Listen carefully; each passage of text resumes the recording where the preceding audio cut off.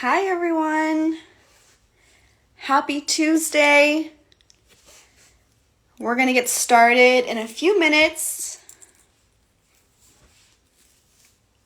Hi everyone. Dr. Morgan is here already.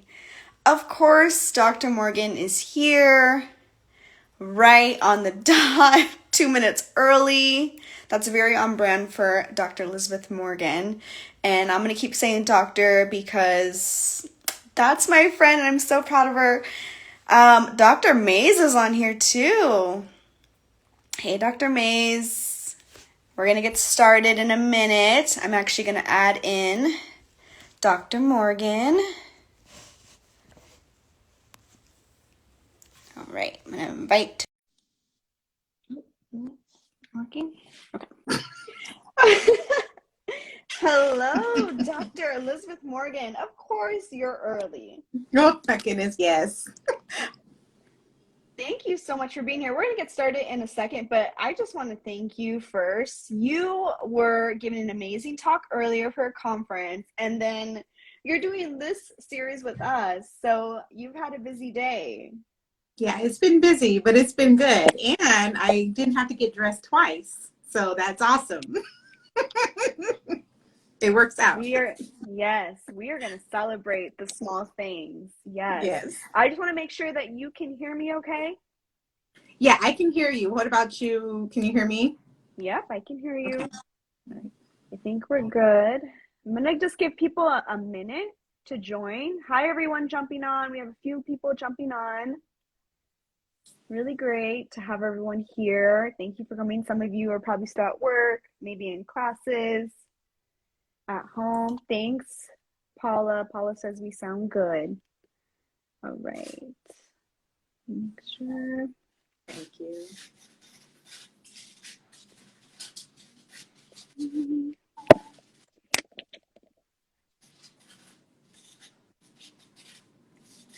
All right, so it's 3:00 and I want to go ahead and get started. People may join at different times, but welcome everyone. Happy Tuesday. I'm really excited to have our first Qual Scholars alum series with the amazing Dr. Elizabeth Morgan. And I do want to introduce myself. I'm Alexandria Petch. I'm on Team Qual Scholars.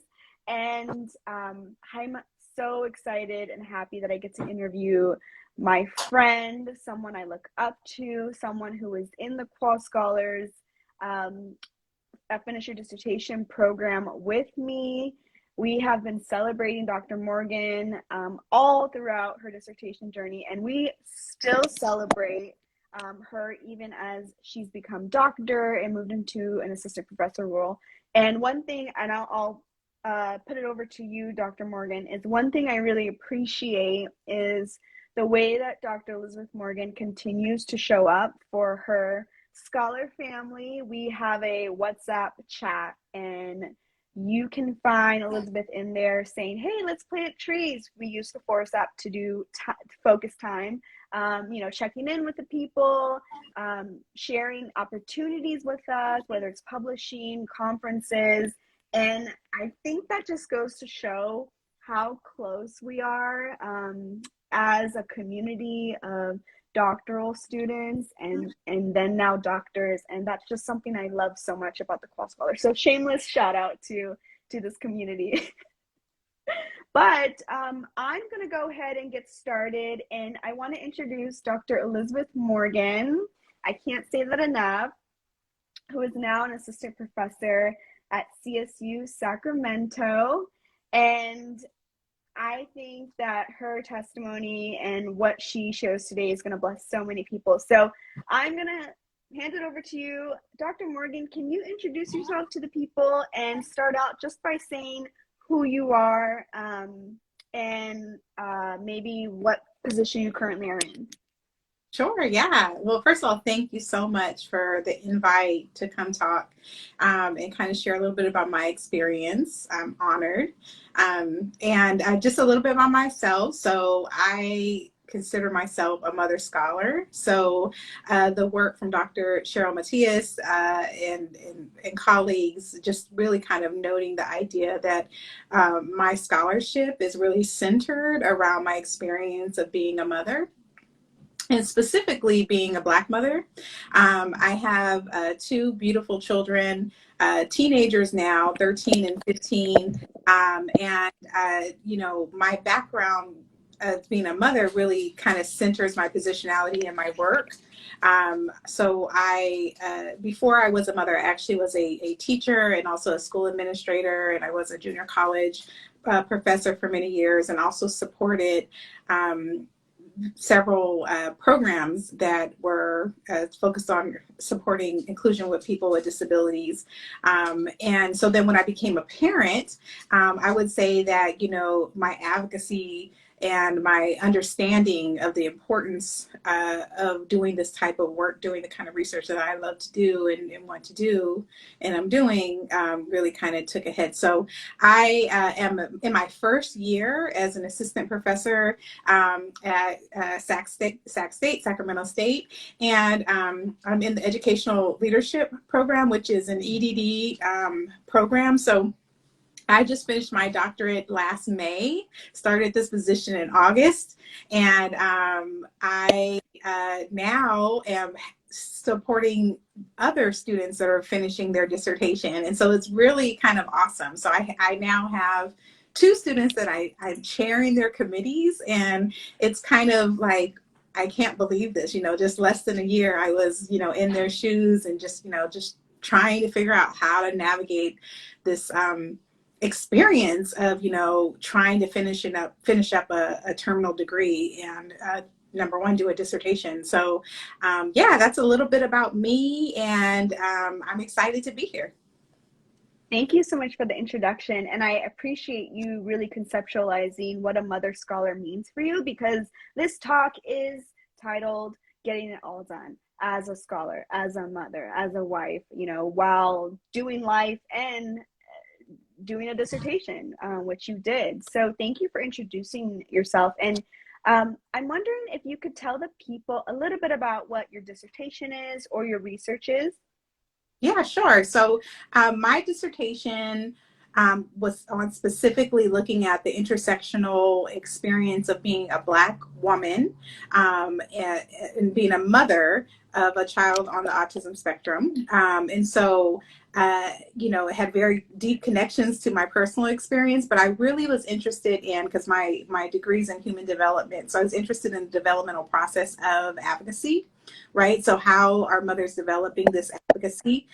So I collected qualitative data, interviews. I had two studies. My dissertation was composed of two separate studies, and but connected. And so my first study was focusing on Black mothers within the California area. And these were single Black mothers, how they were navigating school systems. And that one actually has been published it's in the British Journal of Sociology of Education and available. And my second study was specifically looking at using a developmental framework to really conceptualize this developmental process that happens for advocacy development. So just finding that there are roots to the advocacy being developed, right? There's a spark, and usually that has to do with key people that were in the lives of these mothers, right? So trustworthy agents of support, key people, whether it be, you know, their parents, people in their community that really taught them how to be an advocate. And then it went along the way, all the way to the point where they became self-identified as, you know, advocates and accepting of themselves and accepting of their children, and became trustworthy agents of support for other families, because they all went out to support other families that were receiving a diagnosis for their child. And so that was my second study, and it's actually the current one that I'm working on for publication, and hoping to turn that into a book prospectus. I use portraiture for that one. So I have lots and lots of data, lots of information to be able to share. So Yeah, it's exciting work, and it really leads really nicely into my overall, research agenda, which, has to do with just really allowing the space for erased voices in disability literature when it comes to the Black voice, and then also just really acknowledging the resources and the assets that uh, people in the Black community, in our community, has, and how we're able to use those to be able to navigate systems that are not set up with us in mind, such as schools and medical institution, things of that sort, and interventions. So yeah, that's my work, and it's really all about being able to you know bring something new to the canon, right? Bring something new to the table. And because I, love doing, and my passion is to be able to not just do research for research sake. It's about being able to make it applicable, right? I use a CRT framework. And so it's all about social justice, right? So how can we use this research to be able to look in the mirror to see, how our current system set up to exclude and not support the inclusion of oppressed populations. And so we need to be honest about that, and we need to address the systemic issues that are a part of that.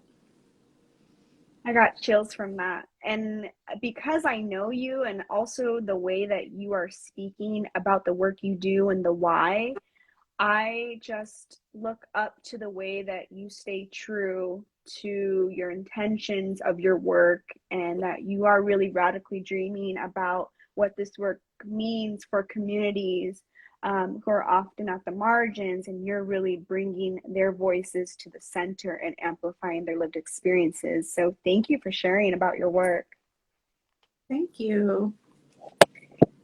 I'm like, I don't know why. I just look at you and I'm just so proud of you. And you have so many scholars who look up to you. So just know that giving you your flowers right now.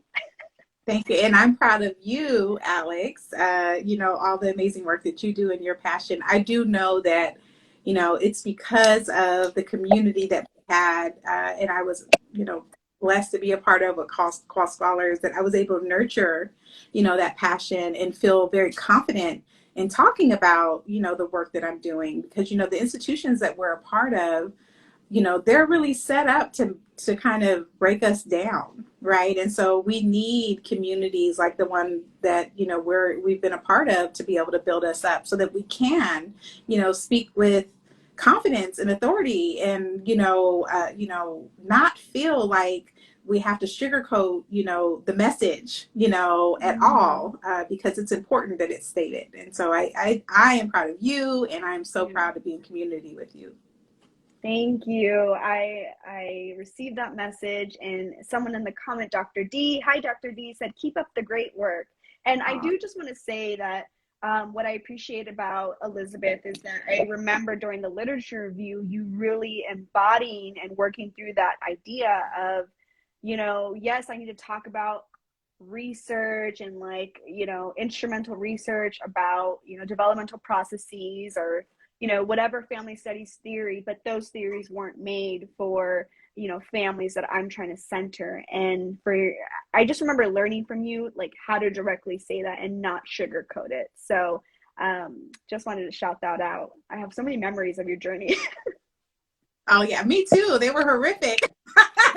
I mean, I thought that literature review was going to take me out, seriously.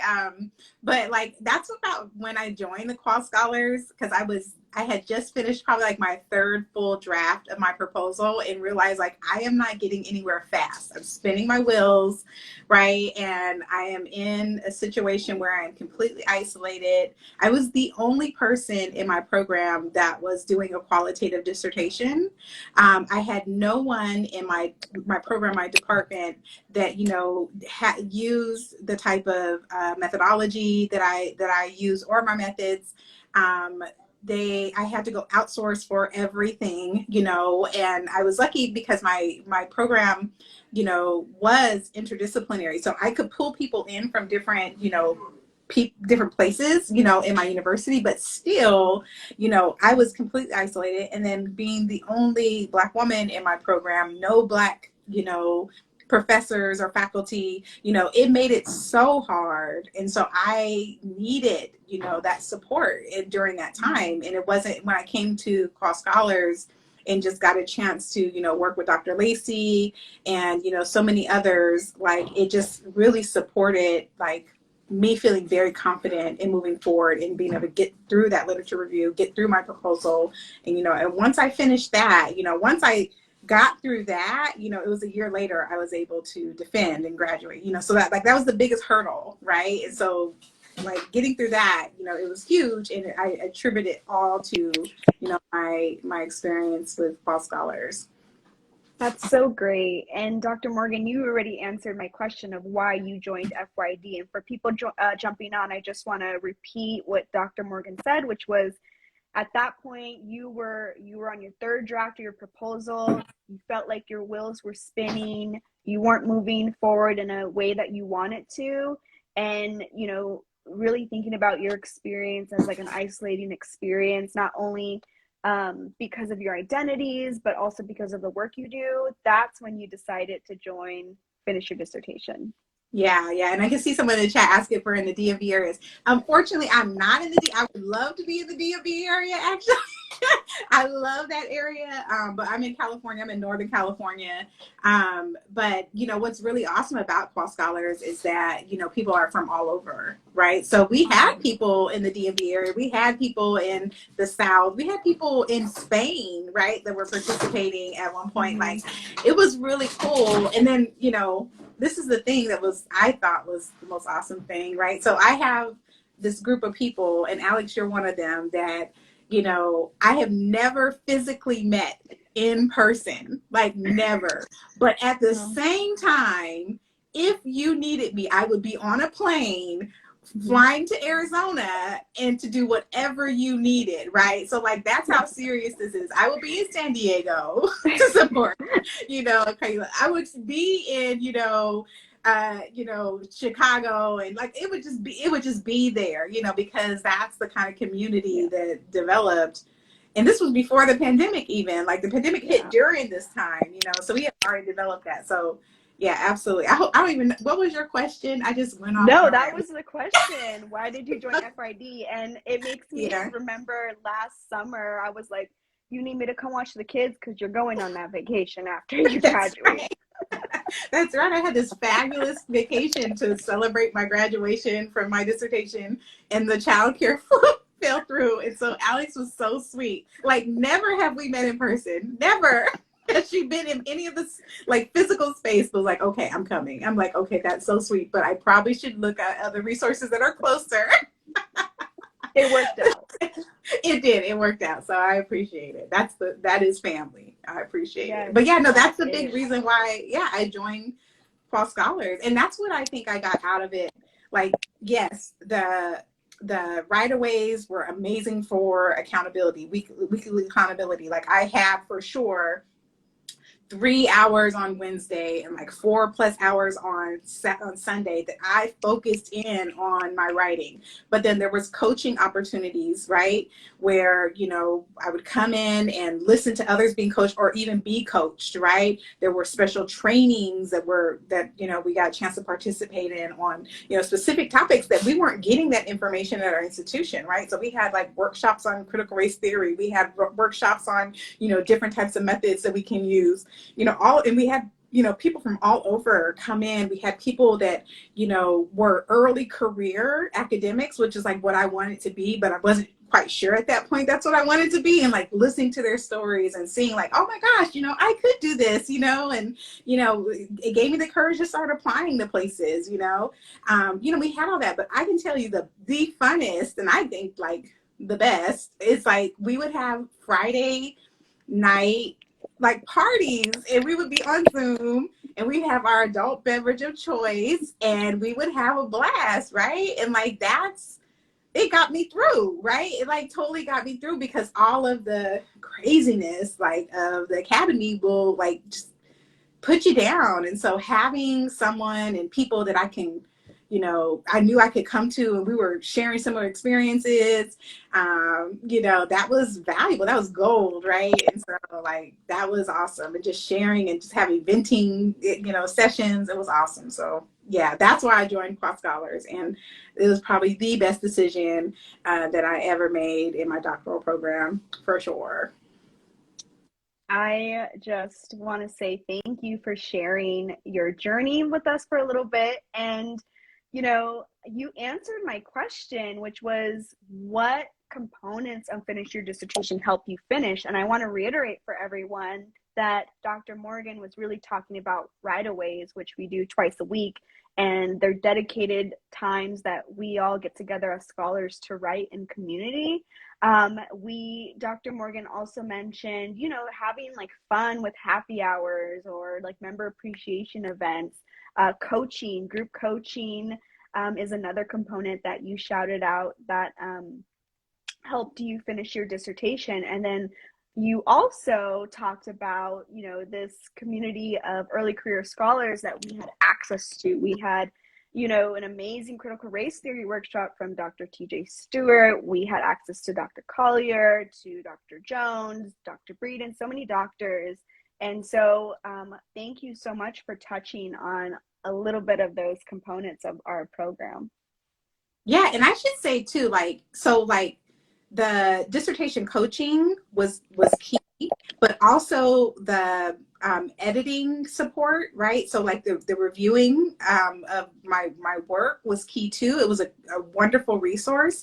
And I know that those things are directly connected to, the directed to me being connected to my ability to be able to do the kind of work that I'm doing now. So as far as like public speaking and like, talking about my work, because, I feel like, the academy, or really, when you have your scholarship, is a lot like your art, right? It's like very close to you, and you feel very vulnerable when you talk about it, right? So allowing someone to look at my work and get feedback in a very safe space was key in me being able to write my dissertation, right? And get through it and not feel like stunted in all of like the drafts that I did like before I did Qual Scholars. I feel like, nope, I'm going to write this. I'm putting my best, I'm putting my effort into it. There's going to be some edits. There's going to be some revisions. That's kind of a part of the way this thing goes. And I understand that. And that's okay. That doesn't devalue what I've said or my ideas. It's just a part of this process. And then also getting coached, like allowing myself to kind of air my insecurities and my thoughts, right, to a group of people. Once you air them and are coached by them, they lose their power, right? They lose their significance because you said it out loud and you're like, actually that doesn't make sense. Why am I, like tripping so hard about this concept, or what my advisor said to me, or the fact that I know, like things are coming up and they're just, the institution just showing themselves to be who they are. It's just like, oh, okay, yeah, I gotta accept this because this is what it is. But that doesn't mean I don't try to change it. That doesn't mean I can't still give my input. You know what I mean? So I think all of those things were really key, and were a part of the Qual Scholars program that are not a part of most traditional, doctoral programs. And they allow you to really develop scholarship, your identity as a scholar, and that's key. It's valuable. And I think especially for people of color, especially for first generation college students, you have to have that kind of space, right? Because, we don't have access, right, to be able to do that in other spaces. So we need that. I resonate with so much of what you're saying. I really appreciate you unpacking what that looked like for you and your journey. And I want to say hi to so many people joining, and so many people are resonating with what you're saying, Dr. Morgan. And if anyone has questions for Dr. Morgan, feel free to put them in the comments. Hi, Kalia. But I'm thinking now, you're a doctor, you're a professor, you're a dissertation chair, and I'm curious what components of the Finish Your Dissertation program have stayed with you now that you're done with the dissertation. Everything. I'll be honest. So like one of the things, so like I said, I'm now supporting students who are finishing their doctorate. And actually, so the program that I am now a part of, it's an EDD program, and they have a class that specifically supports students in finishing their dissertation. And so the types of, and I'm teaching that class, right? So what's so awesome is that like we do now, I'm implementing like a scholar check-in, where we kind of talk about like how do you kind of balance all of the things, right? Because you have to be a whole person that you're coming into this work, right? There has to be a balance between the emotional, physical, spiritual, like all of these things have to be balanced in order for you to even just get to this work. And so, I learned that through Qual Scholars, and was able to bring a piece of that to, the work that I'm doing with my students. I think even just like the time management piece of like, balancing your life so that you focus in on your dissertation, but that's not everything, right? So you have to have a piece where you still have you remember your joy. You remember what brought you to this work. What's your why? Why did you decide to go through this torture of getting your dissertation? Like there's a bigger picture, and you have to keep that in mind. And I learned that through Qual Scholars, and totally use it all the time. As you already said it, I still use my community. So I am active in our accountability WhatsApp group and asking for people to do trees. Because, as a professor, I really feel like this is like graduate school 2.0. Like it's not that different. I'm still working to publish. I'm still working, I'm teaching the classes instead of taking the classes. But, I do love it, but it's not that different, and so I've learned that time management. And then I've also learned the piece of how important community is, right? So like writing together, just knowing that someone else is working, like it helps get through, right? And so I love that. And I love being able to do that. And that, like, I brought that with me and will continue to do that, for my career, because it's just so meaningful. I love that for you. And I think you touch on just how, we get so basic in Qual Scholars, like, how's your energy? How's your peace? Like, how's your focus? And I think people don't realize that if your peace is low, plus your energy is low, plus you haven't eaten and had water, plus your focus is all over the place, that's how you're going to show up to write. Right. And I think we've all learned that in Qual Scholars in the Finish Your Dissertation program. And I think the checking in helps us just name what is going on, because more often than not, if our scholar family comes in and tells us they don't have it, their piece is not there, we're going to tell them to go take a nap. Or we're going to like, did you eat? Do you need to go take a bath? Like, do something for yourself, because that, like, showing up to write in that state, it's not going to be like fruitful. Yeah, that's true. And what I really love too, like there would be times where like, maybe I had to work or something, like I couldn't be there for all of the right away, but I would come in just for the check-in. And it was just because I wanted to know how everyone's doing, and I wanted to be able to say how I'm doing, because I haven't thought about it all day.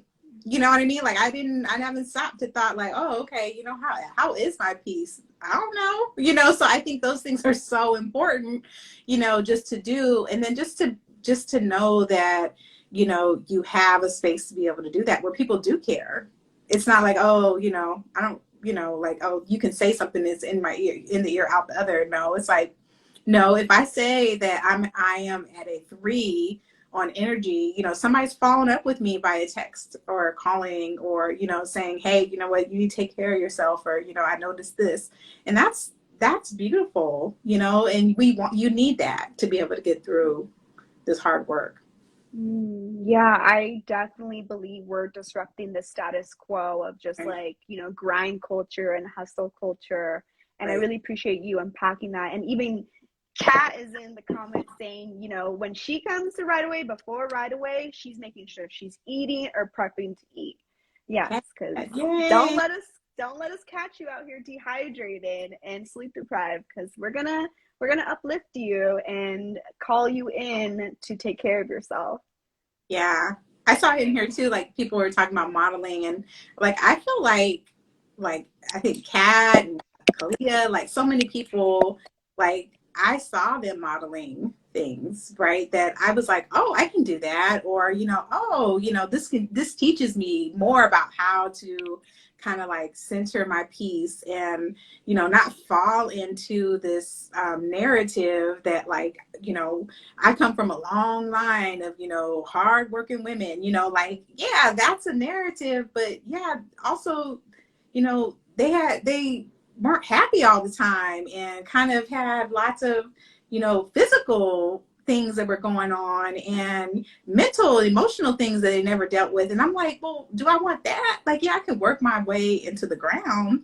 Yeah, I could do that, but do I need to do that? Like, is that really the route that I want to go? And like, did they do that for me just to perpetuate and continue that cycle? No, they worked that hard so that I have options. Right. And so I can be balanced and I can be more whole and, not have to work as hard. And, not that we don't work hard, but it's just like it's a difference. And I really have to pay, homage to the people in my life, like my grandmother and different people that, taught me how to work hard. But, there's other ways.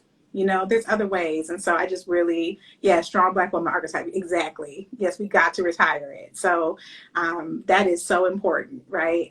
But yeah, I think like just being able to, be in community with y'all, I just really learned a lot about, how to balance it all and how to be able to still do great things, but do it in a way that honors myself. Whew, mic drop right there. End of the interview. Done. Thank you so much for really being so nuanced about how you just viewed your journey and continue to take along these lessons learned from the Finish Your Dissertation program. And, I want to ask you, what advice would you give someone who was considering joining the Finish Your Dissertation program or was on the fence about joining? What would you say to them? Do it, because honestly, it's an investment in yourself. And I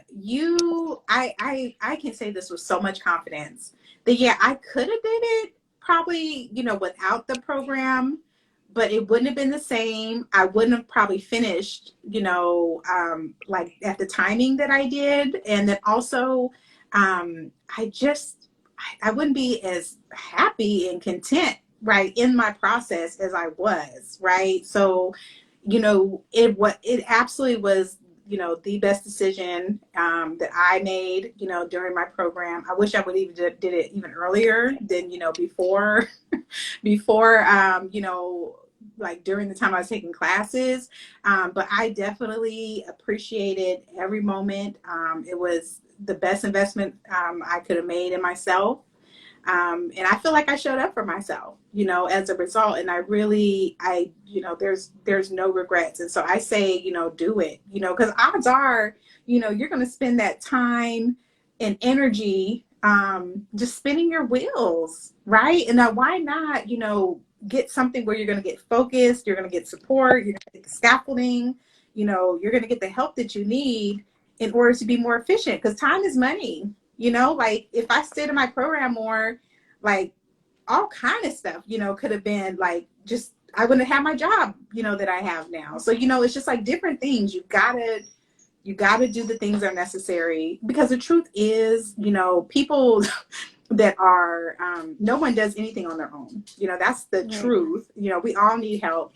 And, like when we're talking about like, people that have money and, people that come from generational wealth, and like they have this stuff, their parents are investing in them since, elementary school to get the kind of supports like this. We just been figuring it out our whole lives and thinking we have to continue to figure out. And it's just like, no, there's support there. So we need to do that for ourselves too. So I think it's important. Do it, invest it. And then it's amazing and wonderful that it is a, Black woman owned business, that we have scholars of color that are leading it.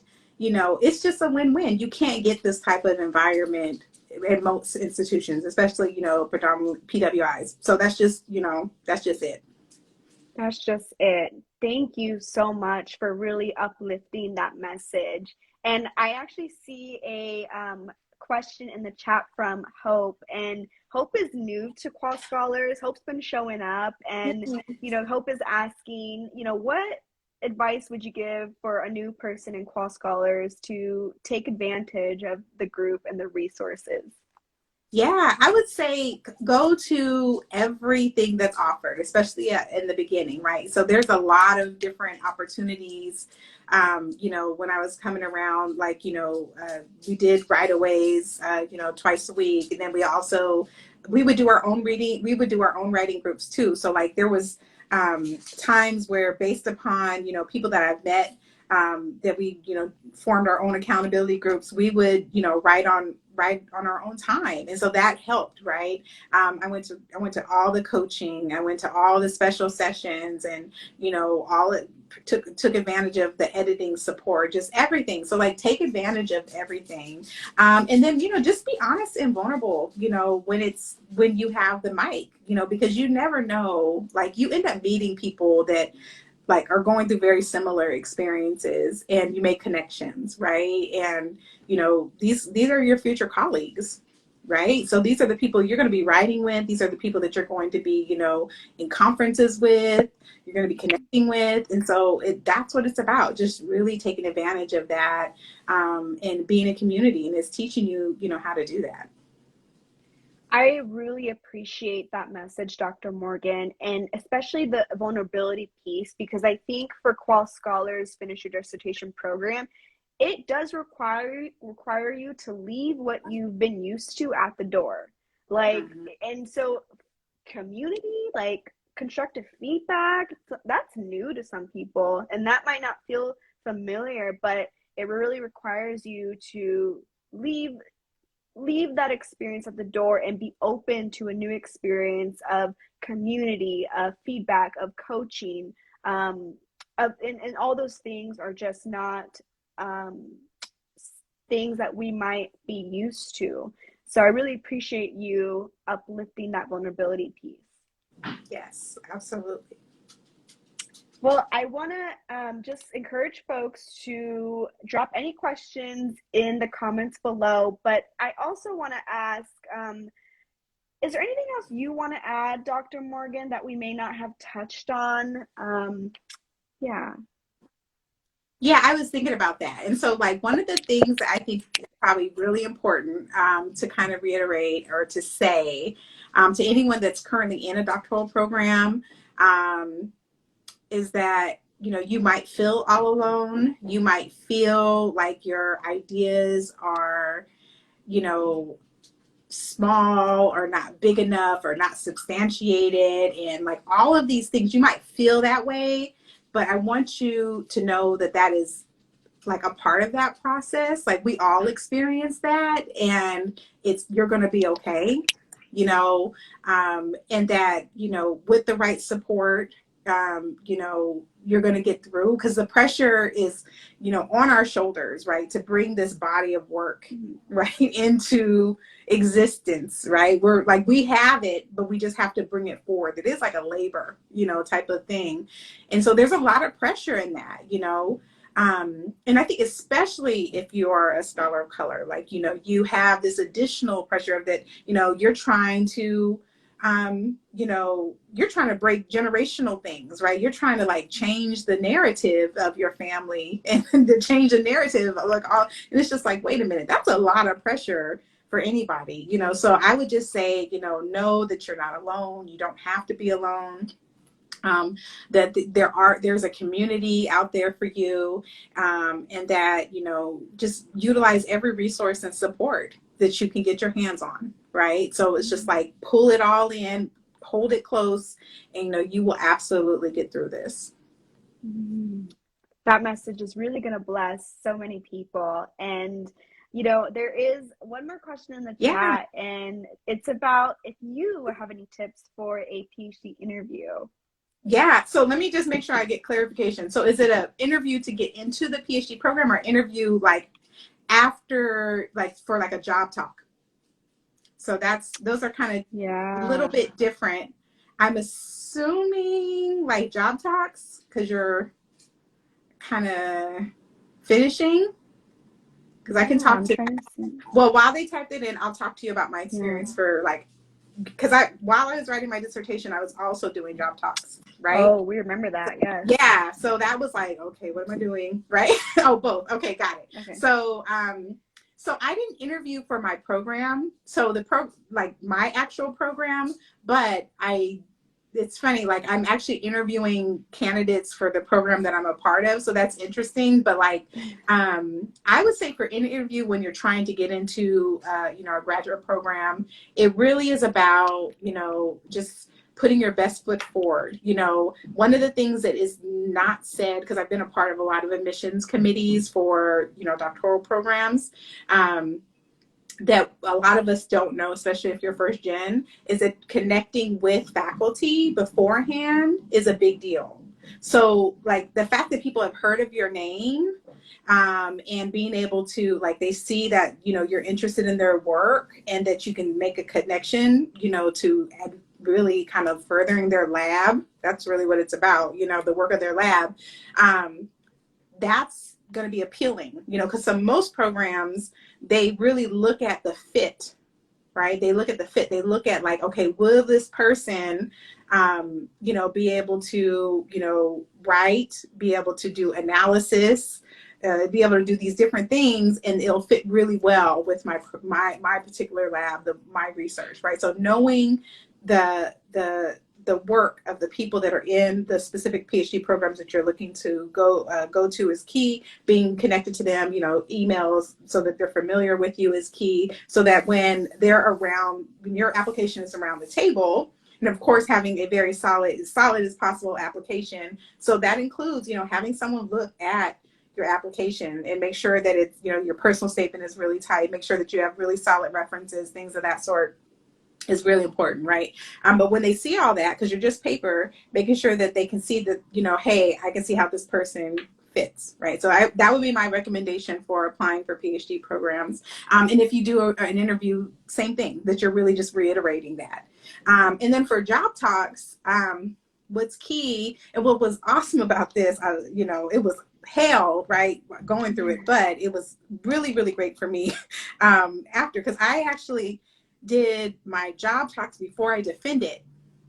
So I had done all of these job talks and gone through all of this, interviewing about my research before I defended for my actual program. So by the time it was for my time for my defense, I had so much practice, right? Like, so I felt really, really good about my defense because of the fact that I had done all these job talks.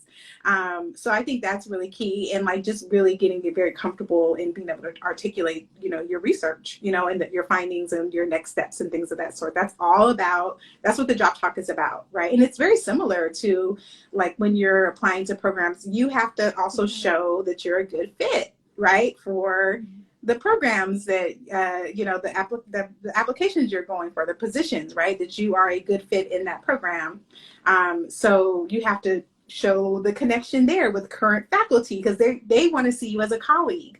So you have to show that, like, yeah, I have all the things that will complement, the things that are happening here, and actually take it to, another level and in a different direction, and, bring something to the table that's not here, and that you recognize that, and you can be able to say that.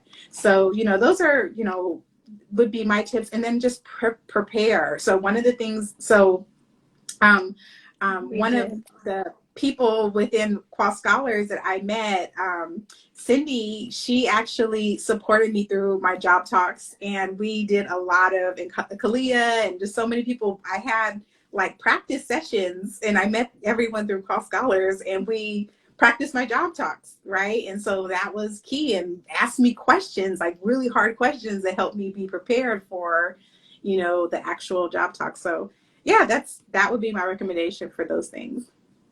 That's so detailed, and some folks said thank you in the chat for breaking that down. You're welcome. And yeah, there's so much to learn from you. And if people want to connect with you, what would be the best way to do that?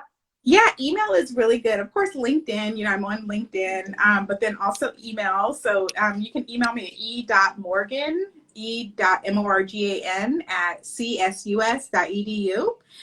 That's a way. And then, I have my faculty website and everything like that. But yeah, anyway, if anyone has any follow-up questions or, needs support, of course, let me know. I'd love to be able to support in any way I can. This has been so informative, just so detailed. People are going to be so blessed to hear about your journey. And I just want to thank you for taking time out of your day to talk with us and just to catch up with you. It's so beautiful seeing you in your journey. And we love Dr. Morgan over here. Aww, I love you too. Thank you. Well, everyone, we're going to say goodbye for the day. Thank you so much for joining. And Dr. Morgan, thank you so much again for your time. We really appreciate you. Thank you. Have a wonderful day. Have a good day. Bye, everyone. Bye. Bye.